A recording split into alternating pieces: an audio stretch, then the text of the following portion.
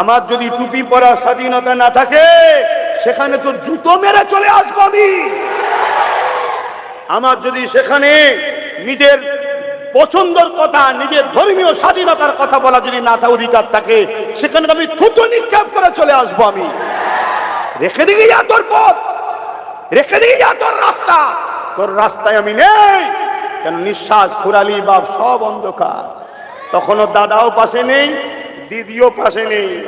যদি রাসূলুল্লাহর হয়ে থাকতে পারো, কবরে রাসূলুল্লাহ আসবে। জোরে বলুন সুবহানাল্লাহ। আপনি আমার ভাই, আমি কেন আপনার বিরোধী করব? যদি আপনি নিজে মালিক হতে চাইতেন, আমি আপনার বিরোধী করতাম না। কারণ আপনি আমার ভাই, আমি আপনার পক্ষে কথা বলতাম। কিন্তু আপনি নিজে মালিক না হয়ে আপনি কারো পা চাটতে ব্যস্ত হয়েছে। তাই দিনের স্বার্থে আপনার বিরুদ্ধে আমাকে কথা বলতে হবে, নাই কিয়ামতের দিনে রাসূলুল্লাহ শাফাআত করবেন আমার। আপনার গলায় বেল আছে কারো, আপনি কারো গলায় বেল পরিয়ে কারো পোষা কুকুর হয়ে গেছেন।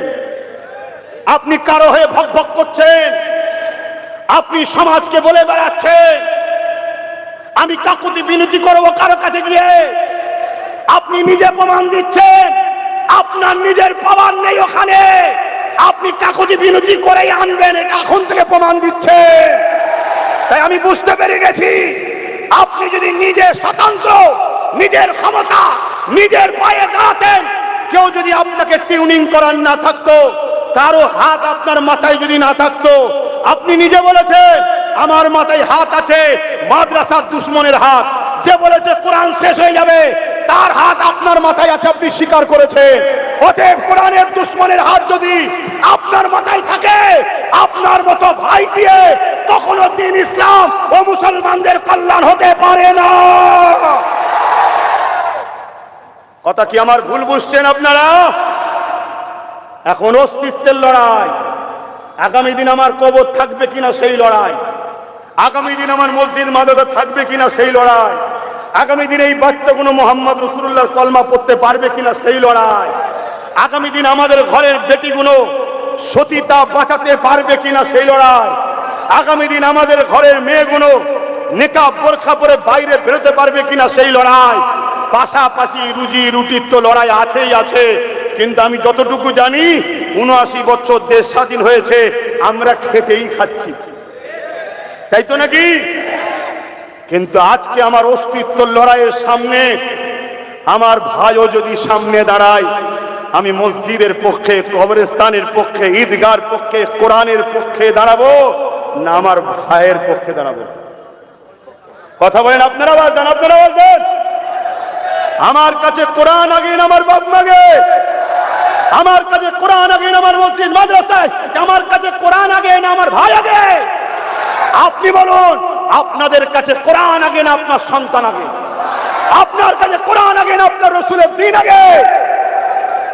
যদি কোরআন আগে হয় তবেই তো আপনি ঈমানদার। কেন রাসূল বলেছে, লা ইউমিনু আহাদুকুম হাত্তা আকুনা হাব্বা ইলাইহি মিন ওয়ালিদিহি ওয়া আলাদিহি ওয়ান নাস আজমাইন। ততক্ষণ পর্যন্ত তোমরা ঈমানদার হতে পারবে না যতক্ষণ পর্যন্ত তোমাদের ধন দৌলত, টাকা পয়সা, জমি জায়গা, ঘর বাড়ি, বাপ মা, এমনকি জানের থেকে আমি রাসূলুল্লাহকে বেশি না ভালোবাসতে পারবে, ততক্ষণ তোমরা ঈমানদার নয়।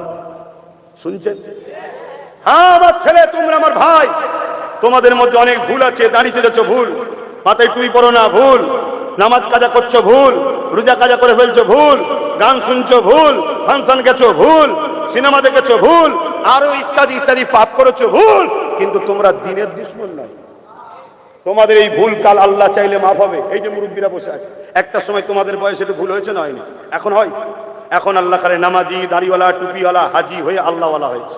তা আজ তোমার হালকা বয়সে ভুল হচ্ছে, কালকে পরিবর্তনের জায়গা আছে।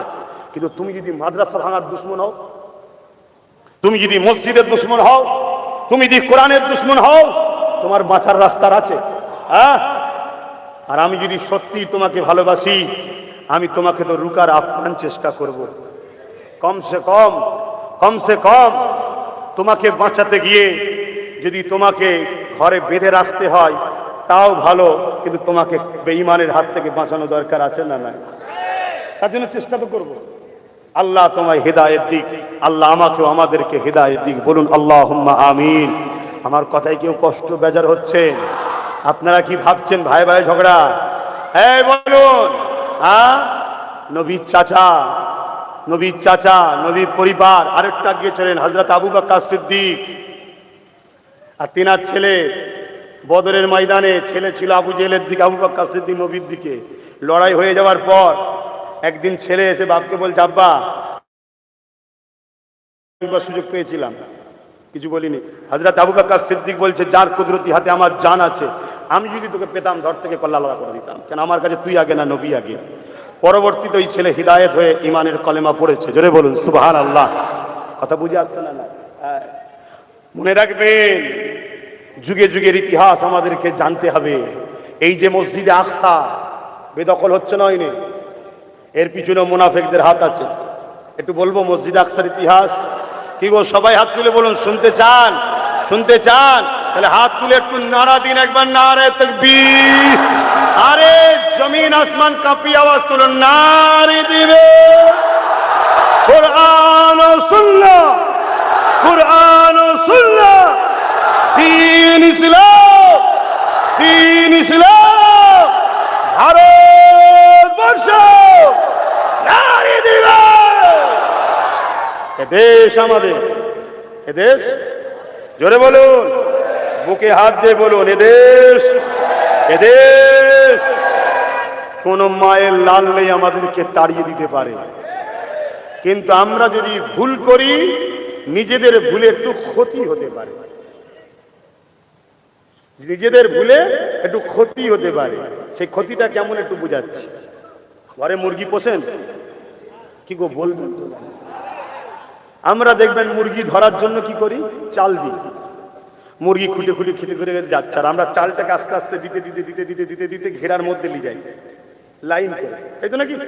আর ও মাথা হ্যাট করে খেতে খেতে খেতে খেতে খেতে খেতে ঘেরার মধ্যে চলে যায়, ঘেরার দরজা বন্ধ করে দিয়ে ধরে ফেলি। আমরা যদি ওই রকম লুবি হই, তার জন্য ক্ষতি হবে। কিন্তু কোনো বাপের বেটা জন্মায় না, জন্মাবে না, আমি রাসূলুল্লাহর ভবিষ্যৎবাণীতে বলে যাচ্ছি, ক্ষতি হবে অনেক। আমি জানি না, আল্লাহ রসুল বলে গেছে, আমরা পড়েছি, অনেক ক্ষতি হবে আমাদের। আর এই ক্ষতির পিছনে দোষী আমরা নিজেরা। আর এই দোষটা কি? দুটো। আমরা মৃত্যুকে ভয় করছি, আল্লাহকে নয়। শুনছেন? আমরা কোনো জালিম নেতাকে ভয় করি, আল্লাহকে নয়। কি হবে রে বাবা, কি হবে রে বাবা, কি হবে রে বাবা, চোর থাকে থাক, ডাকাত না ঢুকে পড়ে, এই যে ভয়। আর এই ভয়টাই তো খাওয়ানো হচ্ছে। যখন পৃথিবীর ইতিহাস বলছে, যখন কোনো রাজা পড়ে যাওয়ার সময় হয়, তার তখন একটাই রাস্তা থাকে, জনগণ প্রজাকে ভয় করে। শুনছেন? আর ওরাও দেখছে এ জাত ভয় খেচ্ছে আমাদেরকে, আরো ভয় দেখা, আরো ভয় দেখা, আরো ভয় দেখা। আর ভয় খেয়ে গেলেই তখন ব্রেন ঠিকভাবে কাজ করবে না, প্ল্যান পরিকল্পনা হবে না, তখন ভুলটাকেই ঠিক মনে হবে, তাই তো নাকি? হ্যাঁ, এই ভয়, ভয় একমাত্র কাকে করবে? জোরে বলুন, আল্লাহকে। দ্বিতীয় নম্বর হচ্ছে আমরা ক্ষতিগ্রস্ত হচ্ছি নিজেদের কারণে, সেটা হচ্ছে আমরা লুবি। আমরা একবারও ভাবছি না, আমাদেরকে টাকা দিবার বেলায় দিচ্ছে, টাকা দিবার বেলায় দিচ্ছে, যখনই বলছি ভাগিদারি দাও দিচ্ছে না, যখনই বলছি পদ দাও দিচ্ছে না, যখনই বলছি আমার ছেলেকে আইএস বানাও বানাচ্ছে না, আমার ছেলেকে জজ বানাও বানাচ্ছে না। তার মানে কি? পজিশনটা দেবে না। যত খুশি লে খা, লে না, জালি যা, জালি জালি যা, খেয়ে দে মোটা তাজা হয় না, আমরাই তো তারপরে ঝাড়বো। কথা বুঝছেন না? বুঝছেন না? তাহলে এই ভুলটার জন্য আমাদের হয়তো একটু ক্ষতি হবে, কিন্তু মনে রাখবেন, এই হিন্দুস্তানে আমাদেরকে বসিয়েছে আওলাদে রসুল, হাসানি হোসাইনি, সুলতানে হিন্দ, গরিবে নওয়াজ, খাজা মঈনুদ্দিন, আজমিরি সঞ্জালি, আতায়ে রসুল আপনাদেরকে বসিয়েছে। জোরে বলুন সুবহানাল্লাহ। কোন মায়ের বেটা নয়, কোন কেউ নয়, আপনাদেরকে উজাড় করে দিতে পারে, আপনাদেরকে তাড়িয়ে দিতে পারে। কথা বুঝে আসছে? এবারে বলবেন তাহলে ওই যে 60 লক্ষ বাদ চলে গেল কি হবে?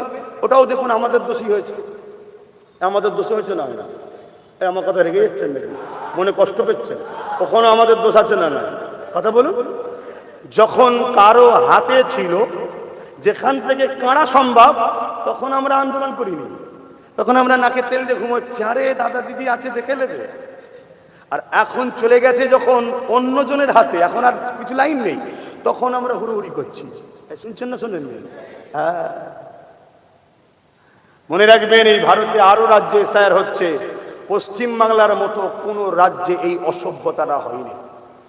পশ্চিম বাংলায় এই অসভ্যতাটা হলো কেন? আমার বাড়ির কর্তার দোষ আছে না নাই? বলুন বলুন। আপনি তো কর্তার দায়িত্বে ছিলেন, আপনি দায়িত্ব থাকাকালীন কি ঘাস কাটলেন?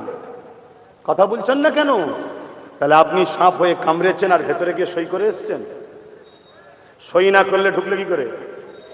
যে কোনো জিনিস এটা সিগনেচার করতে লাগে না লাগে না? তো সই না হলে তো এলো কি করে? বোঝার চেষ্টা করেন, এরও সমাধান আছে। সেই সমাধানটা টাইম মতো টাইম জায়গায় ঠিক জায়গাতে ঝাড়তে হবে। কথা বুঝছেন না বোঝেন না? আর নিজেদের হাতে যদি এরকম না থেকে এরকম হয়ে যায় তাহলে কি হবে? হবে না হবে না? তাহলে এইগুলো যদি বুঝার হয় বুঝে নেন। কারণ মনে রাখবেন এখানে সবাই যত শোনার লোক নয়, এর মধ্যে সব উপর থেকে পাঠানো আছে, সব টার্গেট এখন আমাকে। কথা বুঝে আসছে? আমি সবই বুঝি, কিন্তু দুঃখ এক জায়গায় লাগে। দুঃখ এক জায়গায় লাগে যখন সোশ্যাল মিডিয়ায় দেখি 5 বছর 10 বছর আমার সঙ্গে ছিলিস, হঠাৎ করে কি লোভে পড়লি রে, জাহান্নামের খাতায় নাম লিখালি। এটা দেখে লোভ লাগে। কোন একজন ভাই, বেশি দূর নয়, এর পাশের কোন এক বিধানসভায় আজকের দিনে সে কিন্তু দাঁড়াবার জন্য উপযুক্ত ছিল, কি লোভে পড়ে গেছিল জানি না, আজকে না ঘরকা না ঘাটকা, না ওখানে না এখানে। আল্লাহ জাত পাকের কসম করে বলছি এই গুণের দশা ঠিক এরকমই হবে। কেন? আমি দুনিয়ার কোনো স্বার্থ নিয়ে লড়াই করছি না। আমার প্রাণ প্রিয় ছোট ভাই নওশাদটাকে রাজনীতিতে নেবিয়েছি। ও যদি রাজনীতি না করে আমার মতো জলসা করতো, তোমাদের মতো হাজার হাজার লোক এসে পয়সা দিয়ে ওকে নিয়ে এসে মুখের দিকে তাকিয়ে বসে থাকতো, ঠিক না বেঠি? 40 দিন জেল খাটলো নবী বংশের বাচ্চা, ওয়াকাবলি আন্দোলন করতে গিয়ে মার খেলো, মাথায় লাঠির বাড়ি মারলো, তার চরিত্রের উপরে আঘাত দেওয়া হলো, কি না করতে বাদ দিয়েছে, সব কিছুকে সহ্য করে তারপরও তাকে সামনে ঠেলে রেখেছি একটাই কারণ, আমার রসুল বলেছে যে মানুষকে ভালোবাসবে মহান স্রষ্টা কিয়ামত দিন তাকে ভালোবেসে জান্নাত দেবে। জোরে বলুন সুবহানাল্লাহ। সে মানুষ হিন্দু হতে পারে, আমি তো বলেছি যেই হোক, তুই মানুষের নেতা, দেশকে সেবা করতে গেছিস, মানুষকে সেবা করতে গেছিস, তোর ধর্ম তোর হৃদয়ে থাকবে, তোর কাছে সবাই সমান। কোন নেতা যদি অমুসলিমকে ঘৃণা করে যে অমুসলিমকে দেবো না, কিয়ামত দিন ওই লিডার আল্লাহকে ধরা পড়বে। শুনছো?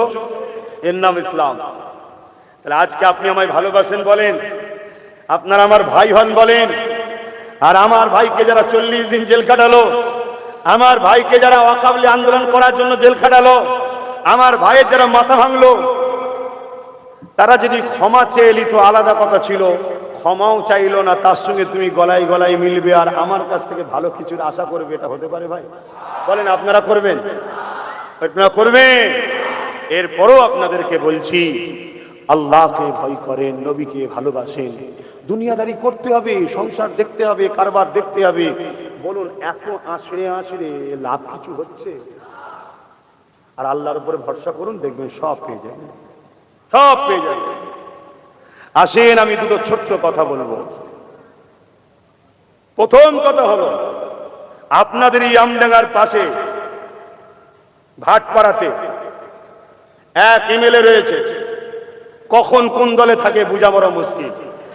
রাত্রিরে ঘুমিয়েছিলাম, শুনলাম বিজেপিতে, সকালে উঠে দেখি টিএমসিতে, দুপুরে ঘুমালাম, ঘুম থেকে উঠে দেখি আবার বিজেপি, আবার রাত্রিরে শুনছি ঘুম থেকে উঠে সকালে আবার টিএমসি। এখন তিনি বর্তমান কোন দলে আছে আমি ঠিক বলতে পারছি, আপনারা জানেন?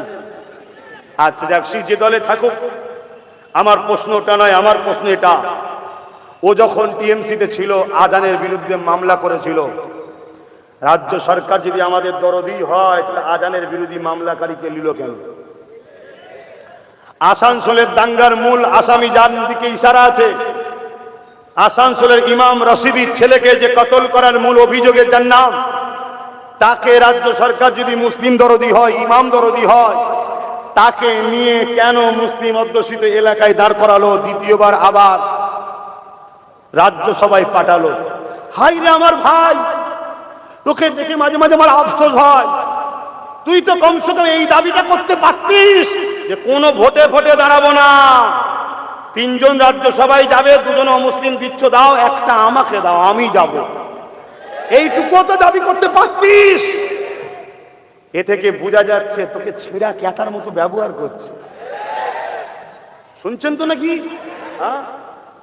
এখন অনেককে নিয়ে আসবি, নাচনেওয়ালা, গানেওয়ালা, ধোকা দেনেওয়ালা, অনেককে নিয়ে আসবি, তাতে যদি প্রয়োজন হয় নামাজও বাদ দিয়ে ঘুরবি। কথা শুনছেন তো নাকি? ওই গো মুরব্বীরা শুনছেন তো নাকি? এই যে গেঞ্জিওয়ালা, শুনছো তো? মন খুব খারাপ, বলো না গো, মনটা খুব খারাপ। হ্যাঁ কি না বলো? হ্যাঁ মন ঠিক আছে, দাঁত বার করেছে। আর একটু মাঝে মাঝে না হাসলে মন মেজাজ ঠিক থাকে না। আল্লাহ করে আমাদের হারাবার কিছু নেই। আমরা মরলে শহীদ, জিতলে গাজী। মরলে শহীদ, জিতলে পাওয়ার পাবো গাজী। বলুন সুবহানাল্লাহ। কেন আমাদের মকসাদ জুলুম নয়, আমাদের মকসাদ ইনসাফ। কথা মাথায় ঢুকছে? দ্বিতীয় নম্বর কথা, আপনাদের কিছুটা দূরে হরিণঘাটা, ওখানের একজন বিধায়ক, সে শুনেছি নাকি 4 পাস, বিরাট কোয়ালিটি। শুনছেন তো নাকি? ও বলল কোরআন নাকি সূরা তওবার আয়াত হিংসা ছড়াচ্ছে, এবং 17 জন, ভাষাটার বলছিনি, জানেন তো নাকি কি বলেছে? কোরআন লিখেছে। এরা এই গণতান্ত্রিক দেশে পশ্চিম বাংলার মতো সম্প্রীতির মাটিতে ইসলামের মতো একটা ধর্ম, সেই ধর্মের বিরুদ্ধে, প্রকাশ্য কোরআনের বিরুদ্ধে। আর এ বলল ইসলামে নাকি রেপ করা ভালো কাজ। এত বড় একটা জঘন্যতম অন্যায় কথা বলল। বাংলার মানুষ অনেক কেস করেছে, এমএলএ নওশাদ সিদ্দিকীও কেস করেছে।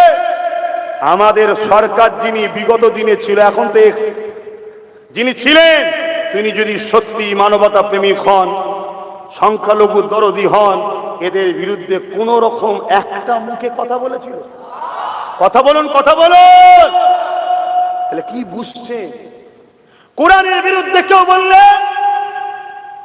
ইসলামের রেপ করা ভালো কাজ কেউ বললে, তার বিরুদ্ধে যতই মামলা হোক, এ সরকার যিনি ছিলেন তিনি একটা কোনো কথাও বলবে না, অ্যারেস্টও করবে না, কোনো রকম ব্যবস্থা করবে না, উপরন্তু আরো ফোর্স দেবে যাতে রাস্তাঘাটে বিপদ না হয়। আর তার খাতায় তুমি আমার ভাই নাম লিখাচ্ছ, তার খাতায় তুমি মুফতি সাহেব নাম লিখাচ্ছ। আমি জানি তুমি আমাকে অনেক গাল দিয়েছিলে একটা সময়। চলো, ব্যক্তিগত জীবনের জন্য আব্বাস সিদ্দিকী লড়াই করেন, আমার মাকেলেও গাল দেয়, বাপকেলেও গাল দেয়, আমি তাদের বিরুদ্ধে বলি না, ও বিচার আল্লাহ করবে। কিন্তু আমার দিনের দুশ্মনের সঙ্গে তোমরা হাত মিলালে কি করে? যারা আমার কোরআনের দুশ্মন, ইসলামের দুশ্মন, তাকে তুমি শক্তিশালী করো কি করে? ঘুরিয়ে কেউ কেউ আবার বলতে পারে, আব্বাস সিদ্দিকী তুমি কি করছো? আমি কি করছি বলবো? বলবো একটু? আমি দেখছি রাস্তায় একটা বড় পাথর আছে, পাথরটাকে না তুললে সবার ক্ষতি হবে। আমরা 10 জন মিলে আছি, চেষ্টা করছি, পাচ্ছি না। পাশ দিয়ে 50 জন এক লোক যাচ্ছিল, আমি বললাম ভাই আই না, একটু ধরে তুলি না। সবাই মিলে ধরে তুলে সরাবার চেষ্টা করছি। সে তার রাস্তায় থাকবে, আমি আমার রাস্তায় থাকবো। কথা মাথায় ঢুকেছে? হ্যাঁ, আমি হেকমতের সাথে কাজ করছি, যেটা তোমাদের বেমুরিতে নাই।